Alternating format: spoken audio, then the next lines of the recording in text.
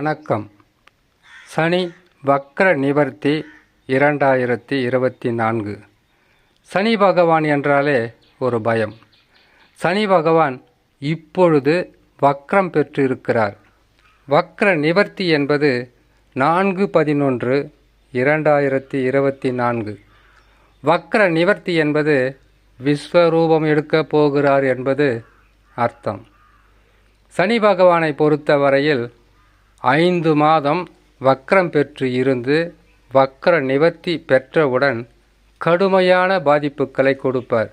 சனி பகவான் நல்லது செய்கின்ற இடம் என்று சொன்னால் 3, 6, 11. இது உங்கள் சொந்த ஜாதகத்தில் அமைய வேண்டுமா? அமைய பெற்றால் சந்தோஷம். அப்படி அமைந்திருந்தால் அமைந்திருப்பவர்களுக்கு சந்தோஷம். இது கோச்சார பலன். எப்போவுமே நல்லதே சொல்லணும், நல்லபடியாக சொல்லணும். கஷ்டம் சொல்லக்கூடாது. அடுத்தது உங்களுக்கு வரப்போகிறது நஷ்டம் சொல்லக்கூடாது. உங்கள் குடும்பத்தில் பிரச்சனை வரும்னு சொல்லக்கூடாது. எல்லோருக்குமே நல்லா வாழணுன்ற ஆசை தான் இருக்கும். ஆனால் நன்றாக வாழ்வதும் அல்லது கஷ்டங்களை அனுபவிப்பதும் கோச்சார ரீதியாக வரக்கூடிய குரு பெயர்ச்சி, சனி பெயர்ச்சி, ராகு கேது பெயர்ச்சி கிடையாது. உங்களுடைய சொந்த ஜாதகத்தில் என்ன தசா நடக்கிறது, அந்த தசா நடத்தும் கிரகமாகப்பட்டது எந்த நிலையில் அமர்ந்திருக்கிறது என்பதுதான் பேசும் பொருள். அது மட்டும் நல்ல நிலையில் இருந்துவிட்டால் 7.5 சனியும் பாதிக்காது, அஷ்டம சனியும் பாதிக்காது, அர்த்தாஷ்டம சனியும் உங்களுக்கு தொல்லை கொடுக்காது. கண்டக சனி வந்தாலும் பெருசாக சொல்கிற மாதிரி கஷ்ட நஷ்ட துன்பம் நஷ்டங்கள் எதுவும் இருக்காது, அவமானங்கள் இருக்காது. அப்படி இல்லாதவர்கள் தான் பல வகையிலும் துன்பங்களை அனுபவிக்கக்கூடிய ஒரு சூழ்நிலையாக இருக்கும். சூரிய புத்திரன் என்று சொல்லக்கூடிய சனி பகவானுக்கு அவரை பற்றி சொல்லித்தான் தெரிஞ்சுக்கணும்னு அவசியம் கிடையாது. சனி பகவான் வந்துட்டாரா தொடர் கஷ்டம், வியாபாரத்தில் நஷ்டம், குடும்பத்தில் சந்தோஷம் இருக்காது, கணவன் மனைவிக்குள் ஒற்றுமை இருக்காது, எடுக்கின்ற முயற்சிகளில் எளிதில் வெற்றி கிடைக்காது, தொட்டது துலங்காது, நினைச்சது நடக்காது. இதைத்தான் சனி பகவான் செய்வார் என்பதை அனைவருமே பயத்துடன், பக்தியுடன் கிடையாது, பயத்துடன் பார்க்கக்கூடிய ஒரு பதிவாக இருக்கும். இதைவிட மிகவும் முக்கியமானது என்னன்னு யாருக்குமே தெரியுதில்லை. எல்லாமே தெரிஞ்சதெல்லாம் ஜாதகத்தை பார்க்கணும். அடுத்தது குரு பயிற்சி எப்படி இருக்குது, சனி பயிற்சி எப்படி இருக்குது, ராகு கேது பயிற்சி எப்படி இருக்குது. இந்த கிரகங்கள் தவறான இடத்துல இருந்தால் அதிகப்படியாக பாதிப்பை கொடுத்துவிடும் என்பது தான் அனைவருக்கும் தெரிஞ்ச ஒரு விஷயமாக இருக்க தவிர, உங்களுடைய ஜாதகம், அந்த ஜாதகத்தில் லக்கினத்திலிருந்து அமர்ந்த கிரகங்கள் ராசிக்கு பகையா நட்பா, நீசமா அல்லது உங்களுக்கு 6-8 மறைந்திருக்கிறதா என்பதை யாரும் உணர்வதும் இல்லை, அதை உணர்த்துவதும் யாரும் கிடையாது. காரணம், அவசர உலகம். வேகமாக வளர்ச்சி அடைய வேண்டும் என்கின்ற எண்ணத்தினால பல வகையான குழப்பங்களை மனதில் வைத்து கொண்டு நீங்கள் பலன்களை கேட்டால் பெரிதளவு நன்மையை தராது. இதே இப்போ நடந்த சனி பயிற்சியிலும் சரி, குரு பயிற்சியிலும் சரி, சனி ராகு கேது பயிற்சியிலும் சரி, இதே பயிற்சி காலங்களில் கூட லட்சத்தை சம்பாதிக்க போகிறீங்க, கோடியை சம்பாதிக்க போகிறீங்க, திருமணம் நடக்க போது, வீடு கட்ட போகிறீங்க. இதை நானும் சொல்லியிருக்கேன் ஒரு ஜோதிட ரீதியாக. ஆனால் உங்கள் ஜாதகம் பலமாகவும் யோக ஜாதகமாக அமைந்துவிட்டால் பலன்கள் 1 மடங்கு இல்லை, 4 மடங்கு நற்பலன்களாகவே இருக்கும். இதே ஜாதகத்தில் உங்களுடைய தசாபலம் அதிகமாக பாதிக்கப்பட்டு இருந்தால் நற்பலன்கள் நடப்பதில்லை. அப்போ சொல்லிடுவாங்க, சாஸ்திரமும் போய் சாவறது மெய். யார் சொன்னாலும் நம்பாதீங்க, இந்த உலகத்தில் யாருமே உண்மையை சொல்ல மாட்டாங்கன்னு உங்களுக்குள்ளவே நீங்களும் பேசிக்கிட்டு மற்றவங்களுக்கு சொல்லக்கூடிய ஒரு பேசும் பொருளாகவே மாறிவிடும். ஆனால் ஒவ்வொரு ராசி பலன்களை பார்க்கின்ற 12 ராசிகளில் பிறந்தவர்கள் யாராக இருந்தாலும் முதலில் பார்க்க வேண்டியது உங்களுடைய சொந்த ஜாதகத்தில் கிரக அமைப்புகள் எப்படி அமர்ந்திருக்கிறது, அது உங்களுக்கு கஷ்டத்தை கொடுக்குமா, நஷ்டத்தை கொடுக்குமா அல்லது வளர்ச்சிகளை காட்டுமா என்பதை ஜாதகம் கொடுப்பது தானே தவிர, நாங்கள் சொல்கின்ற பலன் என்பது கிரகங்கள் மாறுபட்டால் இத்தகையான நற்பலன்கள் நடக்கும். இத்தகையான அசுப பலன்கள் நடக்கும். சரி, இவ்வளவு விளக்கம் போதும், ஓரளவுக்கு உங்களுக்கு புரிஞ்சிருக்குன்னு நினைக்கிறேன். வருகின்ற 4/11/2024 சனி பகவான் வக்ர நிவர்த்தி அடைவார். விஸ்வரூபம் எடுக்க போகும் சனி பகவான் தலைப்பு கொடுத்துருக்கோம். அப்படி விஸ்வரூபத்தை சனி பகவான் எடுக்கிறார் என்றால் அவருடைய சொந்த புத்தியில் செயல்படும் போது அவர் பார்க்கின்ற இடமெல்லாம் பட்டு போகும்.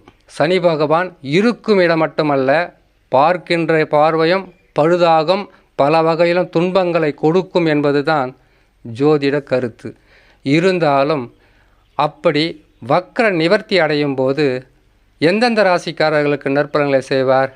எப்பவுமே சொல்கிற மாதிரி தான். மேச ராசி, ரிஷபராசி, அடுத்ததாக மிதுன ராசி. ரிஷபராசிக்காரங்களாம் நல்லா இருக்காங்க, இவ்வளோ கஷ்டப்பட்டு இருக்காங்களான்னு சொன்னீங்கன்னாக்கா, ஜென்மத்தில் குரு இருக்காருங்க, குரு பகவானை போய் கொஞ்சம் அப்படி தூரமாக சொல்ல முடியும். நம்ம அவர் இருக்க இடத்துலேருந்து அவர் தர வேண்டிய பலன்களை கொடுத்துட்டு தான் போவார். சில மாதங்கள் தான் கஷ்டம் இருக்கும். அடுத்ததாக மேசம் சொல்லியாச்சு. ரிஷபத்துக்கு சனி பகவானால் பாதகம் அல்ல, கொடுத்தால் குரு பகவான் தான் கொடுக்கணும். மிதுன ராசிக்காரங்களுக்கு கொஞ்சம் முன்னுதம் பின்னுதமாக இருக்கும் பிரச்சனை. சனி பகவான் வக்கர நிவர்த்தி பெற்ற உடனே நற்பலன்களை தந்துடுவார். அடுத்தது அதிகப்படியான நற்பலன்களை தருவது கன்னி ராசிக்காரர்களுக்கு, அதற்கு பிறகு துலாம் ராசிக்காரர்களுக்கு, அதற்கு பிறகு தனுசு ராசிக்காரர்கள். மற்றவங்க அகப்பட்ட மாதிரி தான், எல்லா பிரச்சனையும் மாறி மாறி வந்துக்கிட்டே தான் இருக்கும். ஏன்னு கேட்டிங்களானாக்கா, கடகராசிக்காரங்களுக்கு அஷ்டம சனி மிகவும் வீரியத்துடன் செயல்படுவார், பல வகையான துன்பங்களை கொடுப்பார். முன்னெச்சரிக்கை பதிவாக கூட எடுத்துக்குங்க. ஏன்னு கேட்டிங்களானாக்கா, கண்டக சனி வரும்போதே சொன்னேன், பல வகையிலும் துன்பங்களை கொடுக்கும் கடகராசிக்காரங்களுக்கு. யாரும் நம்பலை. இப்போது இரு கரங்களை இறுக்கி கழுத்தை பிடிச்சது போல் ரொம்ப கஷ்டத்தை அனுபவிச்சுட்ருக்கீங்க. அடுத்தது சனி பகவான் வக்கர நிவர்த்தி பெற்றால் கடகராசிக்காரர்கள் எத்தகையான முன் எச்சரிக்கையுடன் இருக்க வேண்டும் என்கின்ற பதிவை கூட தனியாகவே போடுறேன், கேட்டு பயன்பெறுங்க. ஒவ்வொரு பதிவும் சொல்கிறது ஜாதகத்தை பார்த்து, நட்சத்திரத்தை பார்த்து, லக்னத்தை பார்த்து சொல்கிறதில்ல. இருந்தாலும் 100 பேருக்கு இல்லைன்னா கூட ஒரு 50 பேருக்காவது இந்த பதிவாகப்பட்டது போய் சேர்ந்து அவங்க குடும்பத்தில் வரக்கூடிய பிரச்சனைகளை உணர்ந்து அடுத்தது வரப்போகிறது நல்லது, இப்போ நேரம் சரியில்லைன்ற ஒரு சின்ன விளக்கத்தை அவங்களுக்கு கொடுத்தா கூட அவங்களுக்கு ஒரு மன நிம்மதி கிடைக்கும். அடுத்தது சிம்ம ராசிக்காரங்க. சிம்ம ராசிக்காரர்களுக்கு சனி பகவான் வக்கரம் பெற்றால் கண்டக சனியாக மட்டுமல்லாமல் அடுத்து வரக்கூடிய அஷ்டம சனியாகவும் செயல்படுவார். அதிகப்படியான தொல்லைகளை கொடுப்பார், தாங்க முடியாத வேதனைகளை கொடுப்பார், கஷ்டங்களை கொடுப்பார், நஷ்டங்களை கொடுப்பார். 2.5 வருஷத்துக்கு முன்னாடி கண்டக சனியாக வரும்போது சிம்ம ராசிக்காரங்க மிக கவனமாக இருக்கணுன்னாக்கா, ஒருத்தர் சொல்லியிருந்தார், பயமுறுத்துகிற மாதிரி சொல்கிறீங்களான்னு கேட்டிங்கன்னாக்கா, கிரகங்கள் மாறி அவங்க கஷ்டங்களை கொடுக்கும்போது உங்களுக்கு தானாகவே வரக்கூடிய அந்த பயத்தை விட முன்னெச்சரிக்கையாகவே இதையெல்லாம் நடக்க போகுது, மிக கவனமாக இருங்கன்னு சொல்கிறது நல்லதாகவே இருக்கும். அதுக்கு அடுத்ததாக விருச்சக ராசி. சிறு கஷ்டமாகத்தான் இருக்கும். ஏன்னு கேட்டிங்கன்னாக்கா, சனி பகவான் வக்கரம் பெற்று வக்கர நிவர்த்தி அடைந்தவுடனே அர்த்தாஷ்டம சனியாக செயல்படுவார். ஏன்னு கேட்டிங்கன்னாக்கா, அவர் பின்னோக்கி இருக்கிறார். அவர் முன்னோக்கி செல்லும்போது சுய புத்தியில் செயல்படும்போது பாதகங்கள் பல வகையிலும் செய்வார் சனி பகவான். அதுக்கடுத்ததாக மகர ராசிக்காரங்களுக்கு பெரிதளவு பாதகம் என்பது வக்கர நிவர்த்தி பெற்றால் இருக்காது. காரணம் ஏன்னு கேட்டிங்கன்னாக்கா, அடுத்தது அவர் 3ஆம் வீட்டினுடைய தன்மையை தருவதற்கு சிறிது சிறிதாக முன் வருவார். கஷ்டங்கள் குறையும், நஷ்டங்கள் குறையும், துன்பங்கள் உங்களை விட்டு விலகி சிறிது சிறிதாக போய்கொண்டே இருக்கும். மகர ராசிக்காரங்க, ஜாதகத்தில் உங்களுக்கு குறையாக இருந்தால் அதை தடுக்க யாரால் முடியும்? அது உங்கள் சொந்த ஜாதகம்.